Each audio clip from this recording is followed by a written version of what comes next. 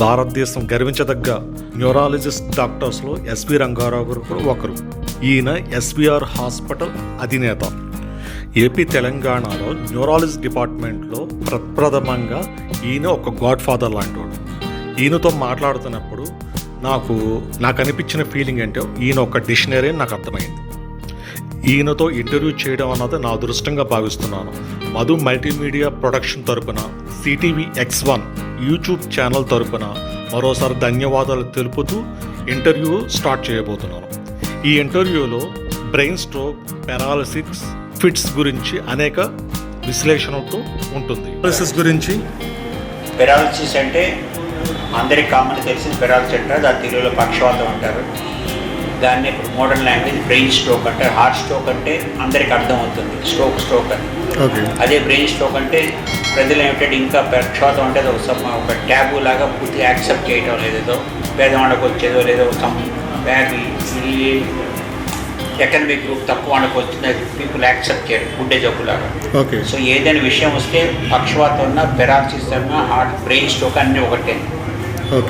మన శరీరంలో ఒక పక్క హాఫ్ ది బాడీ అంటే మూతి, చెయ్యి, కాలు అకస్మాత్తుగా ఒకేసారి పడిపోవటాన్ని కంప్లీట్ పెరాలసిస్ అంటారు, అంటే కంప్లీటెడ్ స్ట్రోక్.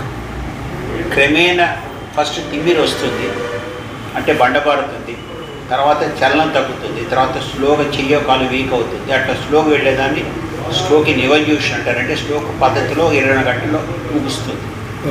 ఇంకొకటి ఏమిటంటే అట్లా వచ్చిపోతుంది, అంటే TIA ట్రాన్సియంట్ ఇస్కెమిక్ స్ట్రోక్. అంటే మన లో వోల్టేజ్ లాగా నేను ఇప్పుడు మీతో మాట్లాడుతున్నాను, ఒక నిమిషం స్టేర్ అవుతాం, తర్వాత మళ్ళీ నార్మల్ అవుతాం.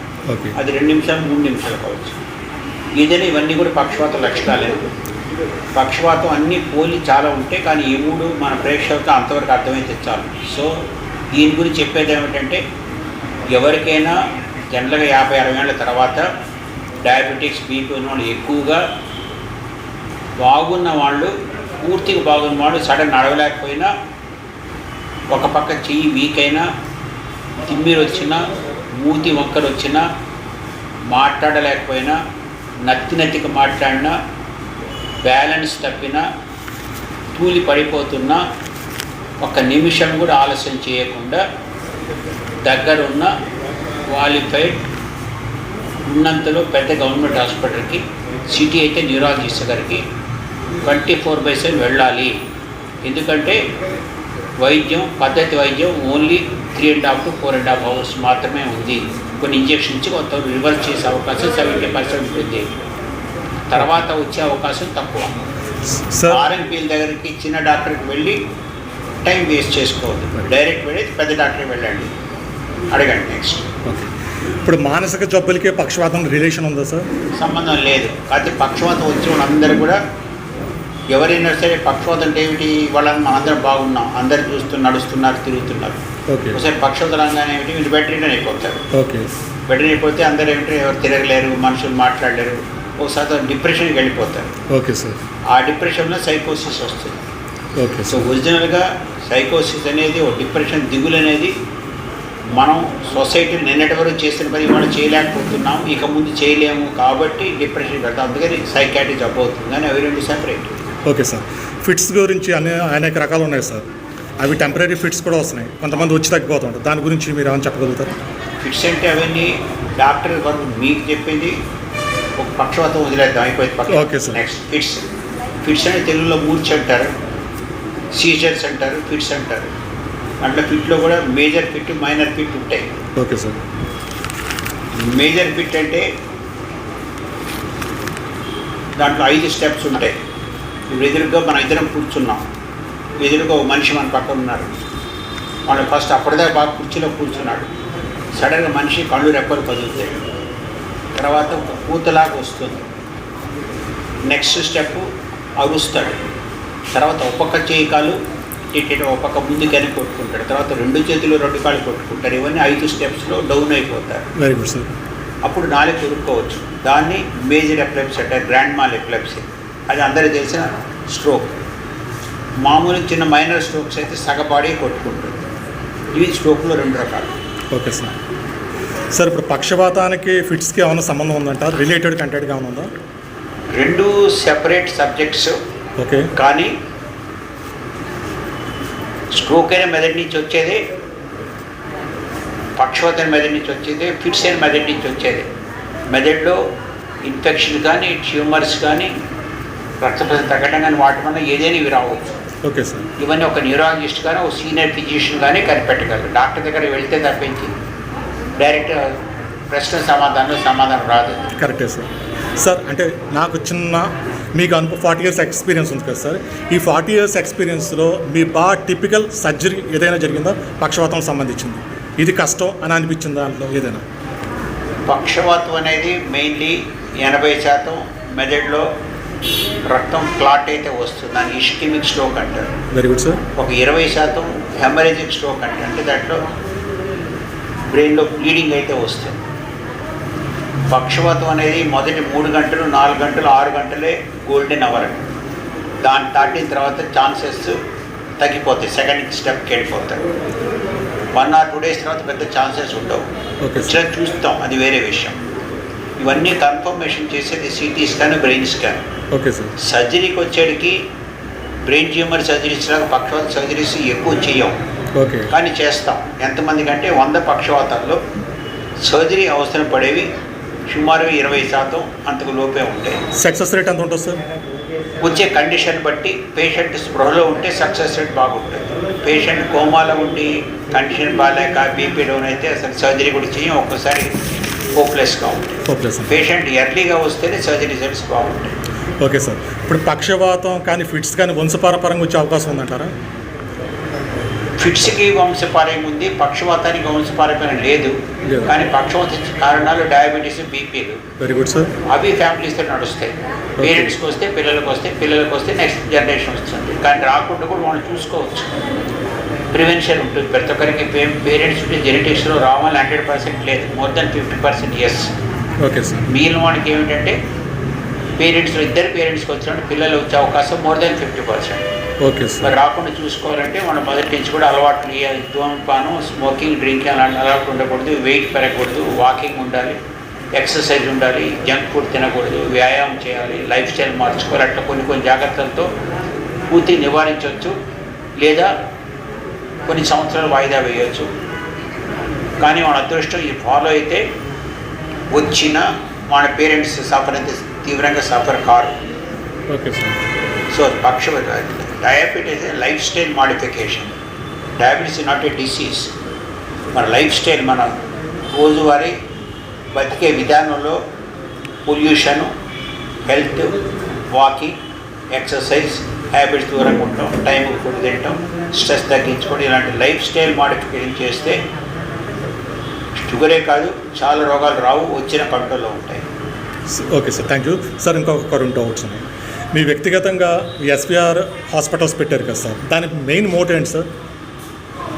మెయిన్ మోటో అంటే నేను 89లో విజయవాడ వచ్చాను. అంతకుముందు హైదరాబాద్లో 8 years, అంతకుముందర బెంగళూరులో 4 years పోస్ట్ గ్రాడ్యుయేట్ చేశాను. హైదరాబాద్లో assistant professor government hospital service చేశాను. చేసి అక్కడే 3-4 వేల సర్జరీస్ దాకా చేసాం 6 yearsలో. విజయవాడ ప్రొఫెసర్గా ఫస్ట్ ప్రమోషన్ ఇచ్చారు. విజయవాడ గవర్నమెంట్ హాస్పిటల్ వస్తే అది తాలూకా హాస్పిటల్, 100 beds కూడా లేవు. సిటీ నేను చెప్పేది 1989, 40 ఏళ్ళ కింద మాట. ఓకే. చాలా చిన్న సిటీ, ఒక మాడిఫైడ్ పల్లెటూరు లాగా ఉంది. ఓకే. అసలు న్యూరాలజీ అంటే తెలియదు, న్యూరోసర్జరీ తెలియదు. సో ఒక ఛాలెంజ్గా తీసుకున్నాను, ఓ ఛాలెంజ్. ఇక్కడ కూడా ఇతర ఎంత అందరు విజయవాడ, ఎక్కువ మంది చెన్నై, లేకపోతే హైదరాబాద్ సెకండ్ ప్రిఫరెన్స్. ఇట్లా వెళ్ళే వాళ్ళని గవర్నమెంట్ హాస్పిటల్లో ప్రొఫెసర్గా స్టార్ట్ చేసి, డిపార్ట్మెంట్ స్టార్ట్ చేసి ఒక 5 years నేను ఎస్టాబ్లిష్ అయ్యి, తర్వాత ప్రైవేట్ ప్రాక్టీస్ పెట్టి కొన్ని హాస్పిటల్స్ అఫిలియేట్ అయ్యి అక్కడ సర్జరీ చేస్తూ ఆల్మోస్ట్ 30 years నుంచి సుమారుగా 7,000-8,000 ఓన్లీ ప్రైవేట్ గవర్నమెంట్ హాస్పిటల్ చేసి కొన్ని లక్షల మందికి ట్రీట్మెంటు, సర్జరీసు, అన్ని రకాల జబ్బులు, ట్యూమర్స్ తక్కువ టైంలో, తక్కువ ఖర్చులో ఫాస్ట్ వైద్యం, మంచి రికవరీ ఛాన్సెస్కి అది ఒక గర్వంగా చెప్పుకోగలను. అది 30 years ప్రస్తుతం జరుగుతుంది. ఈరోజు కూడా అదే యాక్టివ్ చేస్తున్నాం. My own hospital and diet, government hospital free patients ఇప్పటికి కూడా పంపిస్తాను. Okay sir. అంటే హాస్పిటల్ పర్పస్ మీదుగా సేవా సంస్థ కింద ఏదైనా చేయగలుగుతున్నారా ఇట్లాంటి ఫౌండేషన్ పర్పస్ మీద? ఇప్పుడు సేవా సంస్థ వాడు కొత్త ఏం కాదు. నేను ఎప్పుడైతే సర్వీస్ స్టార్ట్ చేయను సేవా సంస్థ ఎన్నో చేసాం. కాకపోతే ఏమంటే బేసిక్గా మొదటి నుంచి కూడా ఒక పబ్లిసిటీ కానీ సేవా సంస్థ కానీ చెప్పుకోవడం నాకు మనసు ఇష్టం లేదు. అందుకని దాని మీద పబ్లిసిటీ ఇవ్వను. బట్ సైలెంట్గా అంటే ఎవరికి తెలియకుండా ఆ పేషెంట్ వరకు లేదా కుటుంబాల వరకు ఫీజు రాయితీలు పూర్తి చేయటం, ఒక్కోసారి ఎదురించి డబ్బులు ఇచ్చి ఆపరేషన్ చేసి అంటే ఎదురుకు వాళ్ళు వెళ్ళటానికి కూడా డబ్బులు ఇచ్చి 1,00,000 ఆపరేషన్ కూడా ఫ్రీగా చేస్తున్న కేసులు కొన్ని వందలు ఉన్నాయి. జనరల్ పబ్లిసిటీ నాకు పెద్ద ఇష్టం లేదు. అలాంటివి కాకుండా లయన్స్ క్లబ్, రోటరీ క్లబ్ ఇవన్నీ లాస్ట్ ఇప్పుడు 5-10 ఇయర్స్ తగ్గింది. కానీ ఇంతకుముందు ప్రతి సంవత్సరం ఐఎం మీటింగ్స్ కానీ క్యాంప్స్ కానీ చాలా వందల మందికి వెళ్ళాం. ఇట్లే ఇప్పుడు ఇచ్చిన ఇదే పద్ధతిలో నేను కానీ మా కొలీగ్స్ కానీ వెళ్తారు, ట్రీట్మెంట్ ఇస్తారు, కొంత ఫ్రీ ట్రీట్మెంట్ ఇస్తాం. Okay sir. సార్ ఇప్పుడు మీరు 24 అవర్స్ ఆల్మోస్ట్ సర్జరీ పర్పస్ మీరు చాలా బిజీగా ఉంటారు. మీ కుటుంబం నుంచి వచ్చే సపోర్ట్ ఎలా ఉంటుంది సార్? 24 అవర్స్ బిజీ అందరిలాగా మేము కూడా 5-7-8 అవర్స్ నిద్రపోతాం, ఇబ్బంది లేదు. ఎప్పుడో రోజు నిద్రపోతాం, నెక్స్ట్ నిద్రపోతాం. ఓకే. కుటుంబం సపోర్ట్ చెబితే ఈ స్టేజ్కి ఎవరు రాము. కానీ మా ఫ్యామిలీలో అందరు డాక్టర్స్ కాబట్టి ఒకరి పాత్ర ఒకరు తెలుసు. అందుకని ఇష్యూ ఎప్పుడు రానే లేదు. ఓకే. రాదు కూడా. మీ అబ్బాయి గురించి? అబ్బాయి ఏముంది, next generation more intelligent, fast decision తీసుకుంటాడు, నానబెట్టెడ్ issues. Okay. And positive thinking ఉంటుంది.